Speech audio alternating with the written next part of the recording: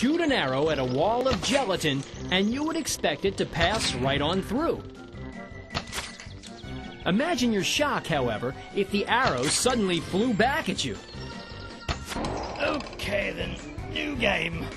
But that is exactly the kind of shock physicist Ernest Rutherford received when he tried to penetrate atoms with something even smaller, alpha particles. Goodness!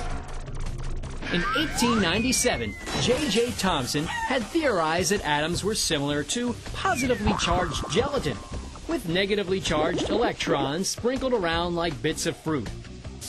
According to that theory, Rutherford's alpha particles should have punched straight through that flimsy atomic gelatin. And most of the time they did. But to Rutherford's surprise, a small number of alpha particles were deflected right back in the direction they came from. Crikey, they must be hitting something a lot harder than gelatin. Rutherford realized the atom must be comprised mostly of empty space, with an incredibly dense, positively charged core or nucleus. Hey, there's a marble in this gelatin. His student, a Danish soccer jock by the name of Niels Bohr, carried the ball a bit further. He proposed that the atom looked like a miniature solar system, with a dense center around which the electrons orbited. But things got a bit sticky when I tried to explain why the orbiting strawberries, electrons, didn't lose energy and eventually collapse into the nucleus. That's what Newtonian physics would have predicted.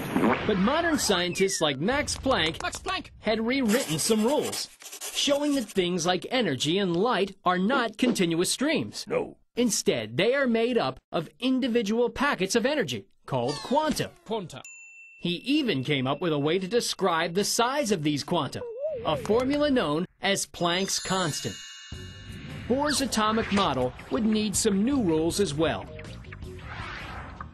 Bohr put Planck's constant to work, poring over his calculations day and night, probably to the distress of his fiancée. Their wedding was just a few months off. Almost there. Yes, time to pick out our China pattern. Almost done, my little peach Danish. I postulated that as long as an electron remains in any of several stable orbits, it will not emit radiation nor lose any of its energy.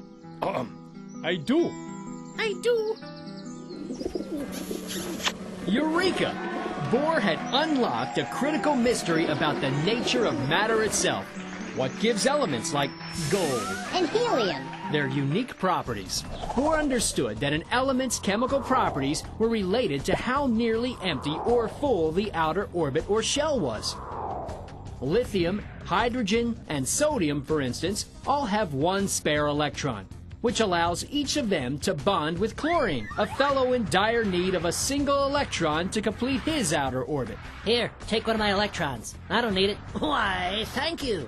When two or more atoms share electrons that complete their respective outer orbits, they form stable molecules.